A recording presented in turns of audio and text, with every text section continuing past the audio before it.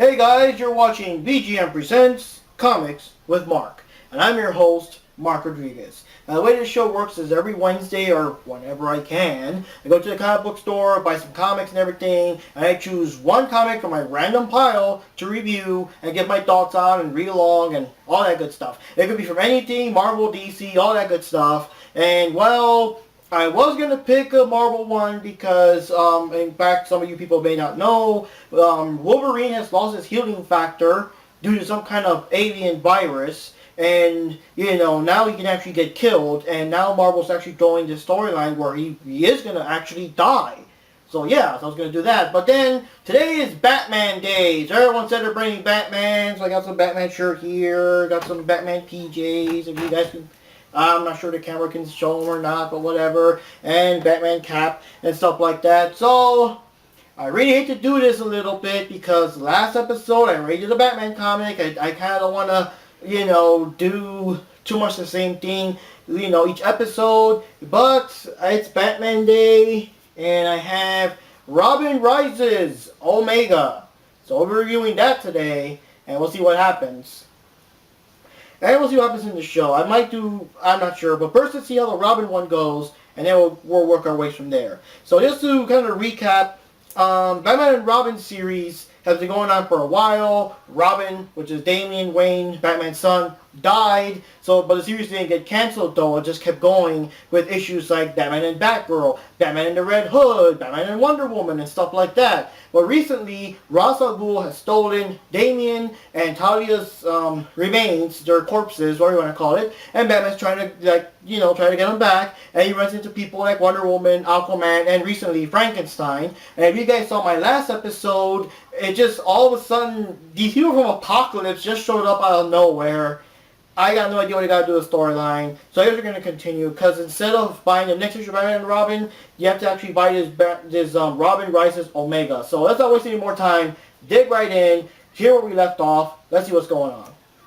Well, I'm not going to go too deep into details. This comic book started out, basically it's a recap of the whole thing, of how when Batman first met and fought Ra's al Ghul, how Talia fell in love with him, of course how they wanted him to be like a worthy heir and successor of Ra's al Ghul's whacked out genocidal plans, how Talia and Batman eventually, they conceived Damian, and of course they put him in some kind of tube thing, so he could artificially grow faster and be all trained, like basically a 10-year-old assassin. When Batman finally saw him face to face, when he became Robin, and most of the adventures that happened through the regular Batman and Robin series, when they fought nobody, when the Joker appeared with that whole death of the family thing, when Talia came back with this terrorist organization called Leviathan, which Batman was fighting against with his whole group of bad people called Batman Inc. And then, Batman Incorporated, Batman Inc. And then, of course, it leads to Damian getting killed by a whacked out clone of himself and everything. And Batman dealing with the grief and kind of sort of taking it out on the Red Hood and Batgirl and Nightwing, even though all they wanted to do was help and stuff like that. So, we go through that, and it explains that now, of course, what I just told you a few moments ago, how Talia and Damian's corpses were stolen by Ra's al Ghul, and blah, blah, blah, blah, and now they're facing Apakolips people, and that brings us here. We have come for chaos. What the hell are you talking about? I'm referring to a small piece of the original Chaos Shard you have in your possession. Never heard of it. Well, perhaps its moniker would be unfamiliar to you, so let me describe it as simply as a small crystalline object that was once quite large before it was shattered. Though not as powerful as one whole, the fractured crystal can still amplify energy like nothing else in the universe and defy physics at times, which can only be described as, well, magical. Haven't seen it. Yes, well, you're either a fool or a liar. Justifier, initiate search. Beep, beep, beep, beep. As you command, your glory. Where is it, Ross? Hidden inside the sarcophagus I crafted for Damian. Now, I hate to doubt your veracity, but we've finally locked in on the Chaos Crystal's faint energy signature within one of those caskets. So, if you prefer to keep your blood from splattering all over this delightful white substance, I suggest handing over the crystal, Batman. I don't know, he just seems so flamboyant. So, as you expect, Batman, Ra's al Ghul, Frankenstein, all the, ninja man-bats and regular ninjas that are not man-bats all fight against Apakolips and the monsters. And, of course, Batman kind of, feels weird working alongside Ra's al Ghul. But, unfortunately, the bad guys, the parademons, managed to grab the coffins and fly off with them, even with Batman and Ra's al Ghul still holding them onto them. And, yeah, they're not letting go. And then this weird thing. So after an epic ball with Batman, the Parademon and stuff, the coffin opens and the Chaos Shard is revealed. Batman holds it, and yeah, I didn't read this story they're referring to. I remember Kaio, a demon god, wiped our minds. Younger versions, different versions of ourselves. Superman shattered the massive Chaos Crystal. Wait, something else. Damian saved us all. And then Batman gets zapped, blasted, and they take the shard. Only Lord Darkseid and his bloodline are allowed to make contact with Chaos. Seems there's still a trace signature of the Chaos Shard coming from the corpse inside. We will take the shard, and the sarcophagus back with us too. See, I told you I'd kill you all. I always keep my promise. Think of it as an honor to see glorious Godfrey's merciful face in your last moments. But suddenly, his gun gets frozen by ice. And what the hell? Suddenly the Justice League arrives. And that includes Aquaman, Cyborg, Wonder Woman, Shazam, and Captain Cold and Lex Luthor. So in case you guys are confused, what happened is that during the whole Forever Evil storyline, where evil versions of the Justice League called the Crime Syndicate tried to attack and everything, it was up to the bad guys actually to team up and, save the day. And the thing is, since they did help, save the world, Lex Luthor seriously insisted that he must be a member of the Justice League now, and I guess Captain Cold's along for the ride. With the bad guys getting defeated, they decide to escape back to Apakolips. They open up all the boom boxes and everything, and they all escape. And everyone is happy except for Batman, of course, because they left with the sarcophaguses. And, of course, they don't know what's going on. How cool is that, huh? I saved Batman's ass twice in one day. They've got Robin's body! I was trying to follow them through, and you cut the only teeth I had to get them back! Figured I was doing you a favor not letting you get sucked into that. Cyborg, ping them. Lock onto their mother boxes. Open one of those damn boom tubes right now. I still got trouble sinking into Darkseid's tech. Any jump we make's a real Hell's Mary. I can't chance it. We could end up in Apakolips or in the black hole. Tony's body is gone. They killed Ross and Frankenstein. We rushed in while assessing the situation. Batman, I'm sorry what it cost you today. I know the hell you've been through trying to recover Robin's body. You called us. We came. You were in jeopardy. We acted. Quickly and decisively. So Wonder Woman's apology is something to shut the hell up, Luthor! What made you think trying to ride a cosmic train back to Apakolips alone was a good idea?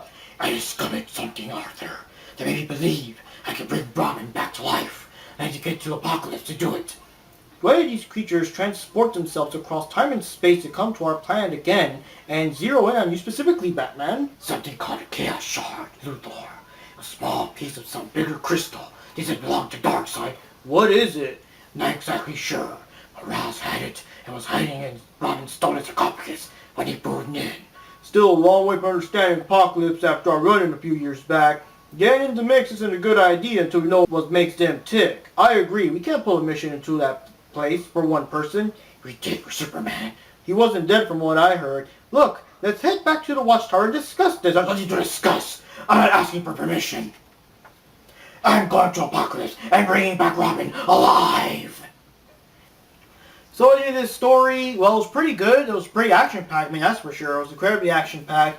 Not only do you have Batman and Ra's al Ghul teaming up with the League of Assassins and everything, all of them fighting against, Apocalypse's forces, but now you also have, like, Justice League come in. You got Wonder Woman and Captain Cold and Cyborg and Lex Luthor. They're all coming in to fight, and even more intensity, even a more grander scale of a big epic fight scene. That was pretty good. The art was awesome. I mean, it was pretty interesting. I have to say, it's still pretty weird how the story just suddenly just like switch gears and change in tone, like just like out of nowhere. I mean, it was basically Ra's al Ghul stealing Talia and Damian's remains, and he was gonna, like, I guess, create like a new Lazarus pit and dunk them in there and bring them back to life or whatever, brainwash. And now all of a sudden we got that these guys from Apakolips are looking for a mysterious chaos shard thing, and it does, magical powers and a whole bunch of whatever, and now it's become an issue where I guess Darkseid wants it, and Batman's gotta, stop them. But he also, for whatever reason, thinks that the shard can bring Robin back to life, so he wants to go there. But it's like it's a big shift in tone. It's like, it's weird. You're reading like maybe 4 issues of a certain story, and all of a sudden, no, it's this now. It's this. Forget that. Now it's about this. It's a very weird thing. And Ra's al Ghul stops being the main bad guy. He's basically there, I guess, kind of to help. So it's just weird how this happened. And yes, it's a very good book. It's very important to read, because the thing is that, of course, if you don't read this one and you just skip it, you're going to get very confused as to, like, where the Justice League people just all of a sudden came out of nowhere when you read the next issue and everything. It's going to be kind of confusing. And I do like the little beginning part. I do like the little summary for people that still don't know who Damian is, or want to know a little more about the backstory, because I guess, you care more about him if you know more about what he did when he was alive and stuff like that. I like it was it was a pretty good recap of the Batman and Robin series from the New 52, and a little bit of Batman and Son, and even the first Ra's al Ghul story when Batman and him first fought and everything, and Talia first fell for him. So it was pretty good going through all that recap up to what's going on now. So yeah, it's a pretty good story. It's pretty interesting. It's just weird how the whole story just suddenly completely changed out of nowhere. It's like, I don't know. It's like Superman is going to the jungle or something to fight dinosaurs, but then no, all of a sudden, Brainiac attacks, and now the whole story is about like finding kryptonite somewhere. It's just weird how the story got kind of sort of hijacked, so to speak, and now it's about this whole new thing and everything. And Batman is he's just flipped out. I mean, he knows better to go to Apokolips by himself, risking something like that. But he can't deal good with what happened with his son dying. He can't just let that put to rest. It's seriously messing him up, and we're seeing how this affects him.